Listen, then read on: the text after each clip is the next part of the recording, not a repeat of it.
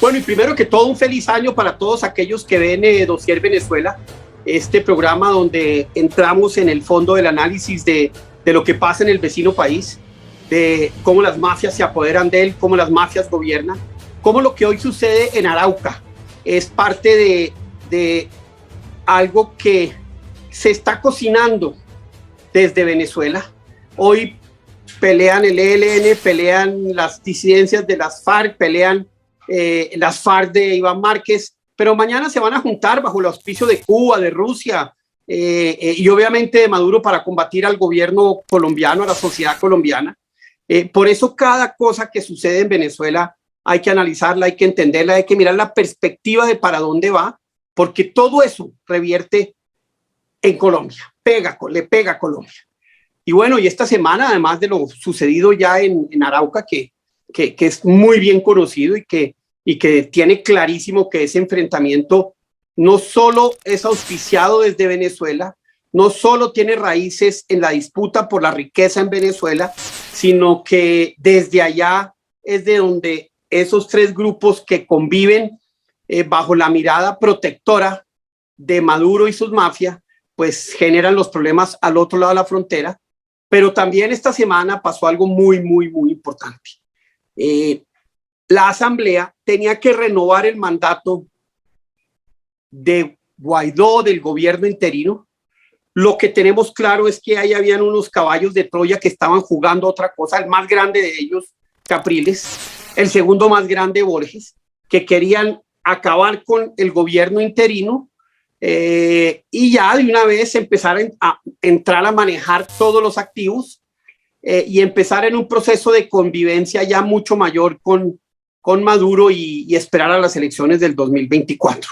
No lo lograron, el gobierno interino se ratificó, creo que Guaidó en ese sentido sale fortalecido, pero para hablar de ello tenemos a quizás primero a un gran amigo, una persona que es parte de este proyecto de Dossier Venezuela y un analista que siempre mira los temas de Venezuela con la perspicacia, con la audacia y con la profundidad que es necesario.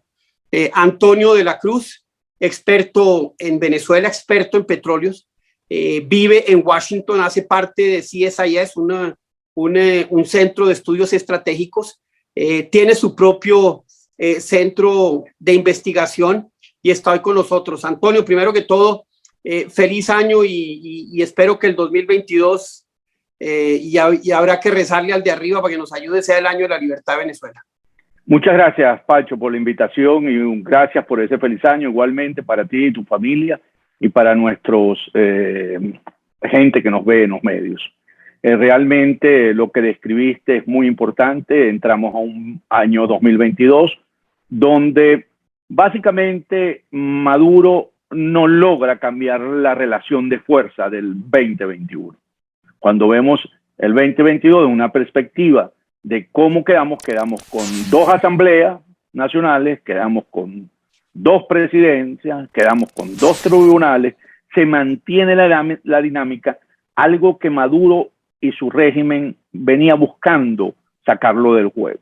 Cuando Maduro se somete a todo, a las elecciones regionales y municipales bajo la observación de la Unión Europea y busca que eso le lave la cara frente al mundo que no lo reconoce, las grandes democracias, él no logró ese resultado, más bien mostró un resultado que no se lo esperaban, que era que perdió el apoyo popular. Y eso realmente lo atormentó a él y a los cubanos, en que ya Maduro, a pesar de estar allí por más de 8 años en la presidencia y con los programas sociales y con el control social, haya perdido el voto popular. Eso por un lado. Entonces, ¿qué ocurre?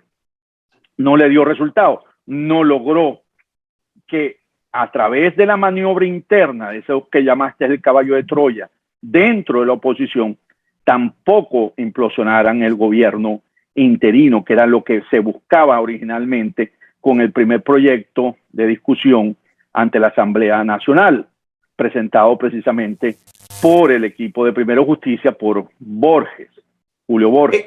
Buscaba... Antonio, déjame, voy un poquitico atrás porque me parece importante empezar a hilar los cabos, porque todo lo que pasó desde finales del año pasado hasta hoy va a tener un impacto muy importante en los meses que vienen. Maduro pierde las elecciones, pierde el voto popular, y creo que la gente, a pesar, y además en unas elecciones fraudulentas, de unas elecciones sin condiciones, de unas elecciones sin medios, de unas elecciones donde se perseguía a la oposición, pierde el voto popular. Y creo que eso es muy, muy, muy importante, porque muestra una fragilidad política que a ellos no les importa, son dictadores, pero que muestra el ambiente en el que está Venezuela. Luego busca cambiarle la cara a su régimen, acabando con el interinato, y empieza a jugar muy fuertemente con Borges. ¿Por qué Borges? ¿Qué busca Borges? Porque él, primero, justicia, que entre otras no es Borges, hay varias líneas. ¿Por qué Borges se juega ese, digamos, ese papel de ser el enterrador del gobierno interino de Guaidó, cosa que ha venido haciéndolo de manera soterrada desde antes? Porque una parte, como lo señalaste, de Primero Justicia, dirigida por Enrique Capriles Radonsky, él apuesta a la normalización de las relaciones con Maduro y buscando ser el candidato en 2024. ¿Cuál es la propuesta? La propuesta es: vamos a estas elecciones municipales regionales, vamos paso a paso, nos vamos, lo definían, vamos a comernos el elefante en tajada, ¿verdad? Y no lo podemos comer completo. Y esto nos permite en una próxima vez tener mucho músculo. De hecho, en el Consejo Nacional Electoral, que nombra a la Asamblea de Maduro, entran dos representantes supuestamente de la oposición, que son Enrique Márquez y el representante de Capriles, que en este momento se me escapa el nombre. Entonces, ellos dos conducen esto y muestran al escenario. Recordemos que aquí Maduro está jugando al escenario internacional. En el escenario internacional, interno, perdón, él no está buscando su jugada. Él está buscando legitimar su régimen ante las grandes democracias que lo desconocen: Estados Unidos, Inglaterra, Canadá, Colombia, los países que realmente, Europa, los países europeos, que lo desconocen como legítimo por la elección de 2018, que en la que él se realmente conduce a unas elecciones en que no son legítimas, porque no reúne las condiciones de libres, justas y competitivas. Pero entonces se aprovecha, por eso que es tan importante lo que tú señalas, de traer a la Unión Europea para que me valide, y no logra la validación, porque el informe, si recordamos, de la Unión Europea también es un informe crítico del abuso del Estado de Derecho y de lo que sucede desde el punto de vista electoral. Entonces, ¿qué ocurre? Capriles, que está en esta jugada, Capriles lo que busca, que es de Borges, y Borges se alinean entonces con un compromiso de al no lograr la legitimación, y Primera Justicia no logró ninguna gobernación, entre comillas, de ese proceso electoral, no tiene gobernación. Entonces quedan debilitados, y había un compromiso para esa normalización de que no puede seguir funcionando en el 2022 un gobierno interino reconocido por estos 38, 40 países, porque realmente seguir sometiendo al régimen de Maduro a una dinámica donde no tiene la legitimidad, y por lo tanto Estados Unidos no flexibiliza la administración de Donald Trump las sanciones sobre PDVSA, él le cuesta el modelo de la normalización, el proyecto de la normalización, porque no hay ingresos lícitos por exportaciones de petróleo. Han querido inflar las cifras generando con agencias internacionales, porque ahora se montaron en eso, en querer decir que las exportaciones se duplicaron, en que la producción alcanzó 1 millón de barriles un día, para poder justificar los ingresos que entran ilícitamente por el contrabando de oro, por el contrabando de combustible, por el narcotráfico, por el coltán, por los diamantes, por todas esas actividades ilícitas. Y entonces, para poder lavarlo, que eso se hizo ya en la época de Chávez, donde Rafael Ramírez aumentaba la producción porque se hacía contablemente, y eso le permitía lavar parte del dinero del narcotráfico. Entonces, ¿qué ocurre? que al no tener esa capacidad, ¿cómo reactiva el modelo de la normalización? Entonces, Borges, para que Maduro pudiese quedar solo como el único poder de facto, sin un poder reconocido internacionalmente, había que implosionar a el interinato. Y eso no sucedió. Los factores, tanto los de los diputados como los factores internacionales, no permitieron que eso ocurriera. De hecho, déjame darte este dato. Estuvieron conectados a esa asamblea 102 de los 112 diputados que tiene esa asamblea de 2015, 102 estuvieron conectados en el Zoom hasta la 1:30 de la mañana. Y estuvieron conectados los representantes, embajadores internacionales desde Estados Unidos hasta Europa, hasta la 1:30 observando ese proceso. Y eso realmente tiene muy preocupado al régimen de Maduro. Sí, volvamos un poquito atrás porque yo creo que es importante reconocer lo que los diputados hicieron, que fue rebelarse a los jefes, porque aquí también habían otros jefes que estaban jugando a eso. Y ahí quiero ir yo, Manuel Rosales, el único que gana algo en las elecciones de noviembre o de diciembre, ya no me acuerdo, fue Rosales. Gana la gobernación del Zulia, se sienta con Maduro. ¿Qué negociaron ahí? Porque tuvieron que haber negociado algo. Y cuando uno mira el papel de Rosales y de algunos de los diputados más cercanos a él, pues era también para implosionar el interinato. ¿Cómo era? ¿Qué papel jugó Rosales? ¿Qué papel jugó Ramos? ¿Qué papel jugó Leopoldo? ¿Qué papel jugaron las cuatro cabezas del G4 en esa, digamos, en querer implosionar el interinato y por qué salen derrotados? Ok.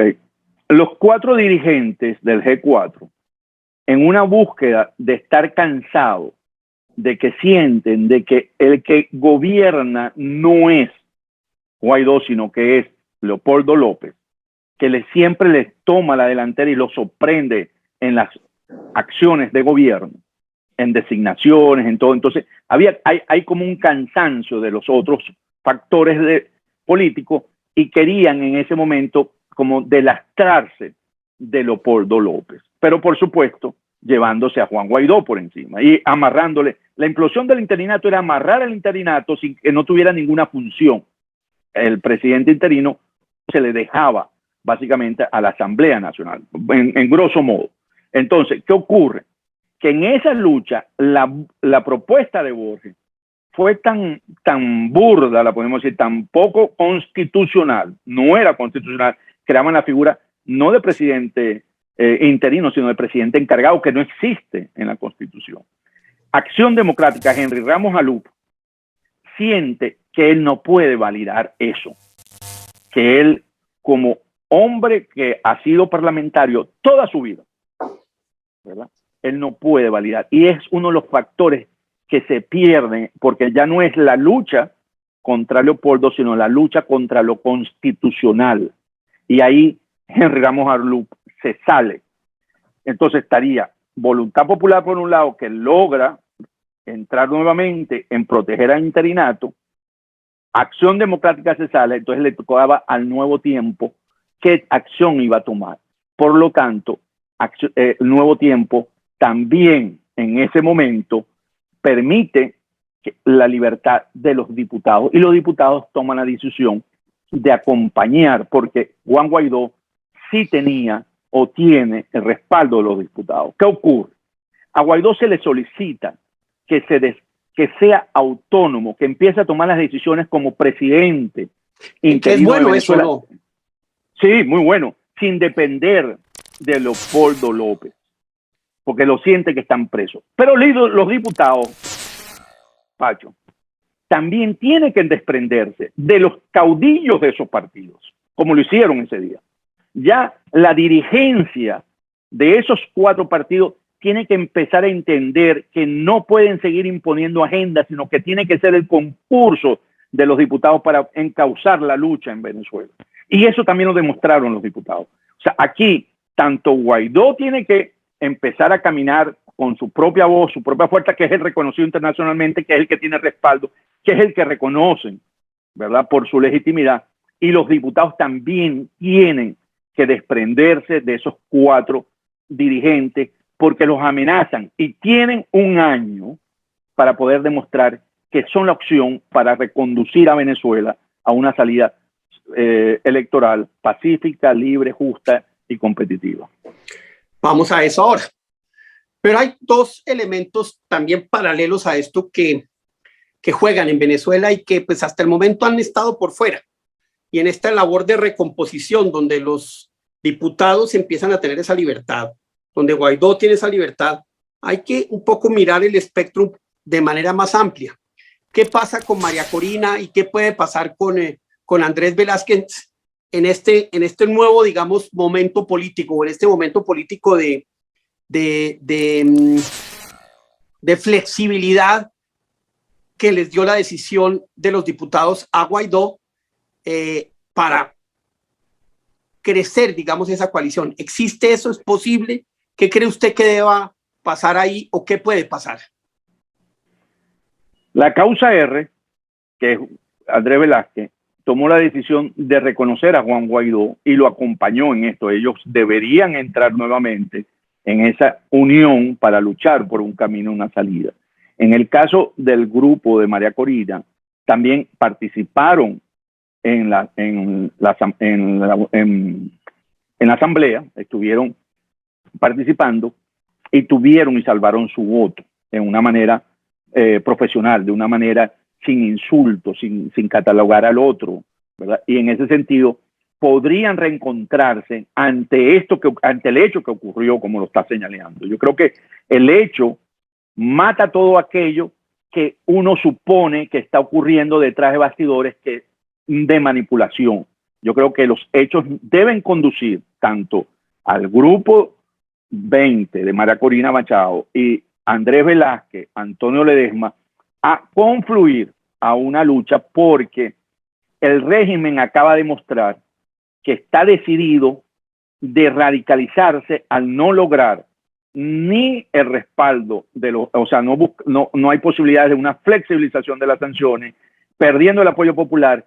Y ayer, Diosdado Cabello y Maduro y el mismo Jorge Rodríguez empezaron a amenazar a la Asamblea 2015 de hasta enjuiciarlo hasta el propio Juan Guaidó y hasta el propio Rosales, porque se sienten que tienen que ir a un momento de radicalización para poder ver si pueden provocar un cambio de un reconocimiento de Estados Unidos, porque recordemos que estas son una organización que actúa de forma criminal, donde secuestran para negociar. Entonces, al poner presos diputados que estén en Venezuela y que hayan participado de esta reunión de la Asamblea, pueden generar, y hasta el mismo Guaidó fue amenazado.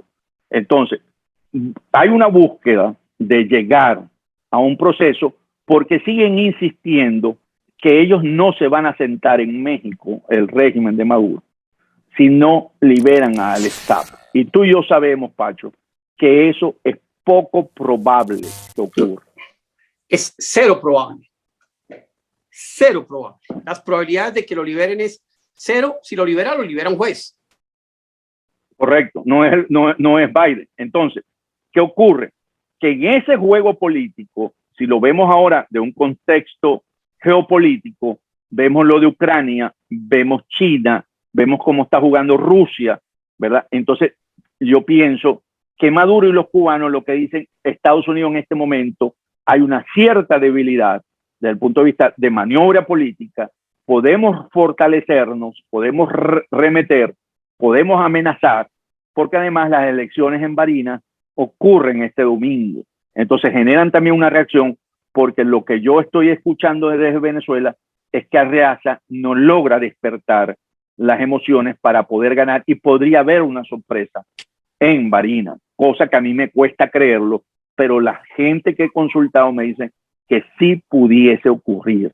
Entonces, ellos tienen en este momento una situación donde tienen que radicalizarse. Maduro no, para mí, cuando veo la manera como se comporta, no tiene un 2022, si se repiten las condiciones del 2021, no le va a costar mucho seguir sosteniendo el país para que funcione. Y por eso, cuando señalaste la introducción, donde los grupos armados se están peleando, se siguen peleando los territorios, porque es la forma como él puede gobernar, entregando el territorio a bandas criminales para que le aseguren la gobernabilidad mientras él sigue en Caracas. Entonces, ese modelo puede funcionar, pero cada vez se le agota más, porque el sector privado, estoy casi seguro, le va a costar mucho la normalización, porque si él entra en un proceso de generar una actividad productiva y es cancelado con dólares ilícitos, esas empresas pueden ser investigadas en Estados Unidos y van a perder el patrimonio familiar o el patrimonio de los accionistas. Y eso hay que estar alerta, porque no hay ingresos por actividad lícita que le permita al sector privado iniciar una actividad productiva en Venezuela. ¿Ve usted a Guaidó en estos momentos liberándose digamos, de esos amarres del G4 y liderando una acción mucho más ciudadana con partidos, pero más, digamos, más independiente? ¿Siente usted que Guaidó ya entiende que ese es que esa es la gran conclusión de lo que pasó esta semana en Venezuela? Totalmente, es otra nueva gran oportunidad. Ha tenido varias oportunidades desde que asumió este liderazgo y esa lucha. El tener que asumir por sí mismo las decisiones que corresponden, el construir el gabinete que le corresponde en cada uno de los que necesita, y por eso encauzar una lucha que conlleve a una negociación para poder decidir el futuro de los venezolanos. Si Guaidó no logra desprenderse del tutelaje del G4, Guaidó va a cobrar consecuencias nefastas para él, porque va a tener una situación donde no va a ser sostenido por los diputados, porque le va a costar mucho esa acción y va a generar un regreso, un retroceso dentro de la lucha política que se ha alcanzado hasta ahora en Venezuela. Usted mencionaba un tema muy importante, y es que los embajadores estuvieron conectados hasta la 1:30 de la mañana de esa asamblea. Obviamente, esos ojos del exterior que se la han jugado por Guaidó, que se la han jugado por el interinato, estaban muy presentes y debieron ejercer también un tutelaje y una presión importante, ¿o no? Totalmente, eso es lo que se conoce como soft power, el poder blando, de que estaban allí observando para que no le fueran a contar después qué había ocurrido y saber quiénes eran los que realmente actuaron en contra de lo que ellos consideran que es legítimo. Entonces yo creo que sí, es una gran indicación, y eso es lo que indigna al régimen, de que siga teniendo ese gran respaldo de que se conectaron desde las 8:30 de la noche hasta la 1:30 de la mañana el cuerpo diplomático en Venezuela que reconoce a Juan Guaidó. Entonces, eso es significativo, es importante, hay un mensaje que hay que consolidar y que hay que transmitir, porque están sucediendo cosas que no todos los venezolanos conocemos o logramos tener la información. Y eso nos permite reasegurar que la lucha en el 2022 es una lucha que hay que arrancarla desde el inicio, porque recordemos que Maduro cumple su mitad de término y en la Constitución hay una salida a una crisis política como esta, que es el referendo revocatorio. Maduro se ha convertido cada vez más en un obstáculo. Cada vez más se ve como digamos, el gran trofeo que puede ser negociado para una normalización. Y eso tiene dos caminos, o uno, el de la radicalidad, que usted lo plantea, Antonio, con los carteles y con las amenazas de Diosdado y de Rodríguez, o con una negociación donde sale Maduro, una salida, digamos, respetable, una cosa interina con Diosdado o con Rodríguez o conjunta, ese escenario se ve posible hoy más que nunca, dada la debilidad de Maduro y cómo todas las jugadas que hicieron le salieron mal. Recordemos que la decisión estratégica Maduro es elaborada en los laboratorios cubanos. Sí, en La Habana. Entonces, en La Habana. Entonces, vamos a ver dentro de eso que planteaste, cómo respondería La Habana. La Habana hasta ahora siempre ha respondido radicalizándose, golpeando, reprimiendo. ¿Okay? Esa ha sido la salida tradicional de La Habana porque no conoce un diálogo, no conoce de negociación, conocen de poder hegemónico y que no pueden perder el poder. Entonces, si La Habana recomienda y Maduro sigue en una radicalización, lo que podría provocar es que esa comunidad internacional que ha sido paciente ante los hechos en Venezuela y no ha querido tomar algunas decisiones de manera drástica que podría tomarla, como lo señalaste, una situación bélica que no se quiere en el continente y no es el tiempo para ello, pero podría empezar a darle cabida a pensar otras alternativas selectivas, puntuales, porque ¿qué ocurre? Aquí el escenario, por eso mencioné Ucrania.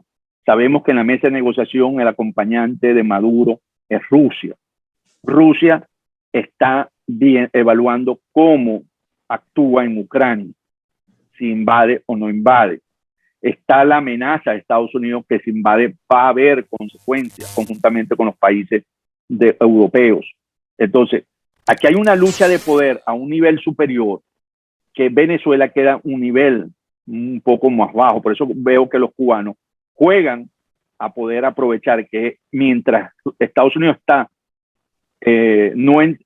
buscando una solución a Ucrania, entretenido, vamos a ponerlo así, en Ucrania. Esa era la palabra, distraído, esa es la que estaba buscando. Distraído en Ucrania, se puede aprovechar Venezuela, pero se pueden equivocar en el cálculo. Se pueden equivocar en el cálculo porque si Biden en una elección de medio término necesita mostrar músculo, Venezuela es lo más fácil que tiene para mostrarlo.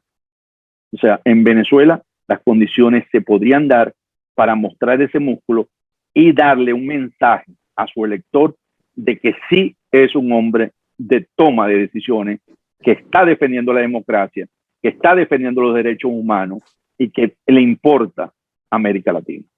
Y a un costo bajísimo. Sería una operación de esa naturaleza, un costo muy bajo de gran impacto allá y puede tener gran impacto en Venezuela, ¿no?